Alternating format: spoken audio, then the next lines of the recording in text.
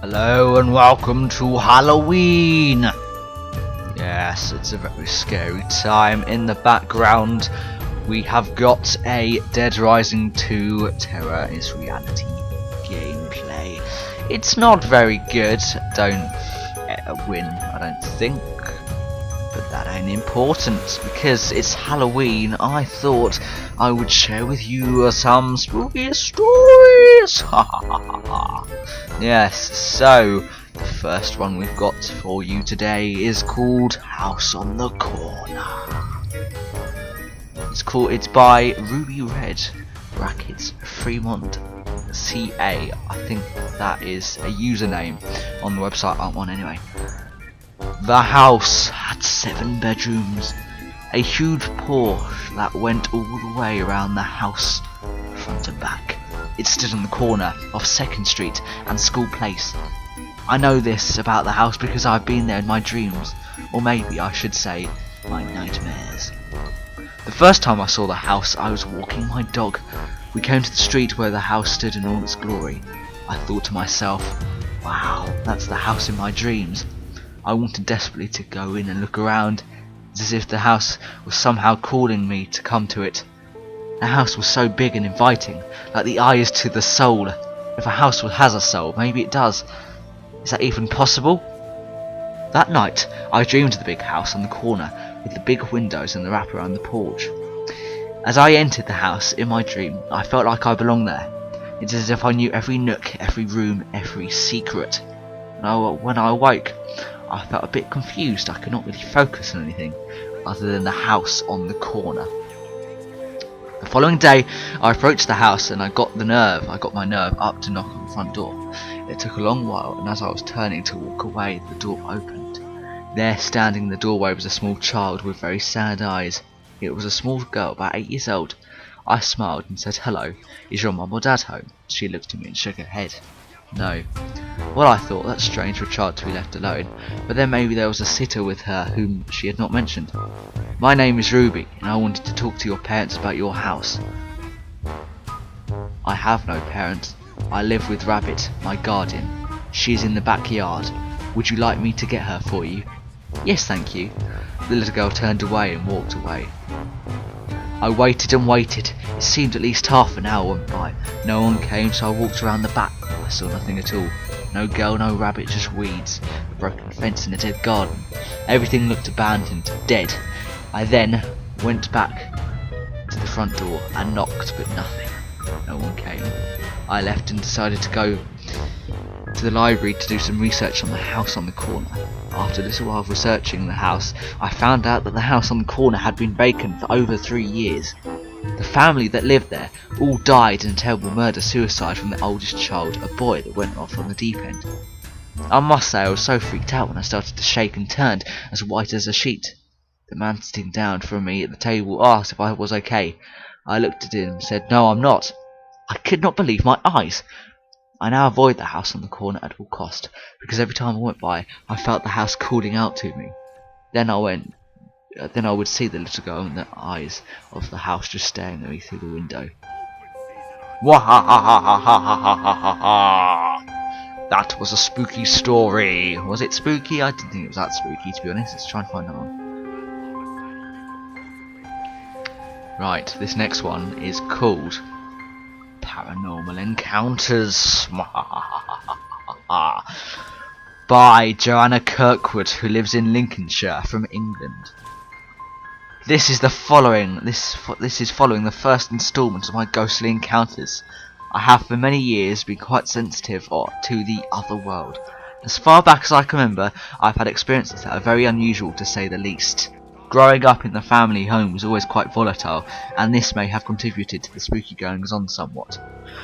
We moved there when I was a year old in 1975, and my mum lived there up until 2009. It was my childhood home, and I remember it not always being a happy place.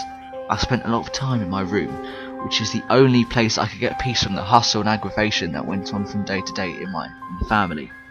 I don't remember how long after the first meeting with the other world did I have my second encounter. Still a child and very scared, it was only about 8 when I laid in bed one night reading. I did quite often by this age. I looked up to see a partial formation of a full-bodied apparition, appearing about 10 feet away from me. It took me about 30 seconds to focus and see what was materialising in front of me. Fear gripped me intensely. My throat tightened, my tongue went dry, so much so I couldn't make a sound. My body froze. It took me an age for the legs to engage with my brain and managed to move them. What I did see before I bolted for the door was a young girl, in old clothes, maybe Victorian era, standing in front of me. White outline with visible features, a very pretty girl, not very old, maybe late teens. She never made a move and stood stock still, just looking. I didn't wait around for her to come towards me. I ran out into the landing and down the stairs. I did not hang about. My mum did not believe me and my dad just laughed. I was petrified, quite rightly, but upon investigation she had vanished, as if the case with many sightings. I knew what I had seen though, and it never left me. In years after that, for some reason, we came to the conclusion that the presence that just invaded our lives was attached to the wardrobe which we were given a few years before. The incidents of paranormal events became more frequent after this wardrobe came into our house. Maybe some place in memory, transference, whatever it had to come to us with this wardrobe. Other incidents that occurred after the wardrobe came to us thick and fast at one point, maybe 1 or 2 incidents a week. And it wasn't just me, it was the whole family who experienced it. My mum, my brothers, not sure about my dad. I don't think he would have had admitted it even if he had experienced something. He's not the man to admit that sort of thing. A lot of events such as seeing shadows moving around rooms, even from outside the house, electrical equipment turning itself on and off at all times of the day and night, pictures on the wall would swing and hang at funny angles, items like keys would disappear from one place or days on end, then reappear somewhere else. A friend of my mum swears even to this day that she saw a German Shepherd in the bedroom window, standing its hind legs with its front paws on the windowsill. As children we had dogs but never owned a German Shepherd. A lot of the time we would feel like we were never alone, even when we quite obviously were. The spine tingling, hair on the back of the neck stands up, creepy sensation that someone would be standing at the back of me when I turned around, but of course there never was anyone there. Other instance that stands out in my memory and has never been explained away but anyone in the family. At the top of the stairs, just off the landing, is the bathroom. It can be seen from the bottom of the stairs quite clearly. There used to be a rug outside the bathroom door which stretched from the top of the stairs to the bathroom door to the largest bedroom door. My mum had painted the bedroom one day, but had left painting the woodwork and the door jam until we were all in bed to avoid obvious accidents, such as it being touched or stepped on. She did the door jam last of all, washed the brush and went to the bed quite late on. In the morning, before any of us had risen from bed, I heard my mum talking to my older brother in the next room, asking him if he had been to the bathroom during the night. Then she came to me and asked me the same question. I asked why and she said one of us must have been out of bed because the rug on the landing was a humongous toe print in paint. There was a toe printed in paint. I've lost where I am, sorry. She assumed it wasn't me as my toes were too small. I looked at this print and measured it against my own, and it was massive. Even my brother's toes were not this big. My dad's toes were smaller than my brother's, so that ruled him out really. It puzzled us for a long time, really perplexed us as to how someone's big toe print, just the big toe, could manage to be stained with paint and none of the others. And how could this toe be so massive it ruled anybody in the family out? We never spoke of it in great depth after it happened, but many years later, me and my mum had a conversation about it. We must have thought the same thing at the time it happened, but never said anything to each other. We both had thought that it was paranormal, but kept it to ourselves. I convinced myself that it was one of my brothers messing about like they do, but even to this day, they deny knowledge of it. I think it's really scary to think that we must have been sharing space with something from the unknown. It had to be the strangest thing that happened in terms of weird stuff. Other things that happened seemed to be paranormal and we're just filed as such, but this was just freakily weird and just could not be explained in any way. I think that's why we never discussed it, because it's just such a random out there event. I will be writing further installments. I do not want to bore you with all my death and lengthy dialogue, as I have not yet finished telling my encounters with the paranormal. Well, there we are. 2 ghost stories we've had on this fateful night. It is Halloween the 31st, and wherever you are this evening, make sure you are not alone.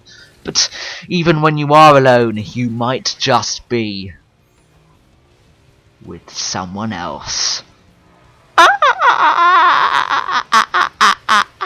Yeah, that was my witch laugh. Hope you've enjoyed those ghost stories. If you want to see more ghost stories, then you can just find them on the internet. Just type in spooky stories and there'll be many websites for you there. Have fun trick-or-treating, whatever you're doing tonight. I haven't planned what I'm doing this evening yet, which I know is a bit late notice. I'm actually home alone as we speak at the moment, which is sad because I'm not actually home alone. I could actually be with a ghost. And it's freezing as well, which doesn't help things. I hope you've enjoyed listening to these ghost stories, and I have enjoyed telling them, but not much, as I will enjoy haunting you this night.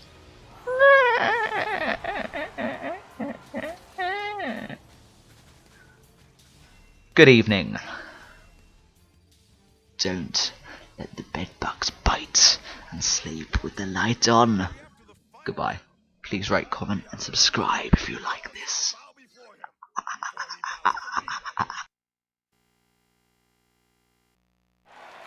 Let's give it up for our winner, America! Come on over here, baby. I know what you're thinking. Gimme some money, baby. Ha ha! And no need to pay for it tonight, baby. Just like TK. They're gonna be all over you. Well, that's our show for tonight. Stay classy, America. Just like TK. Remember, you gotta risk it all if you're ever really gonna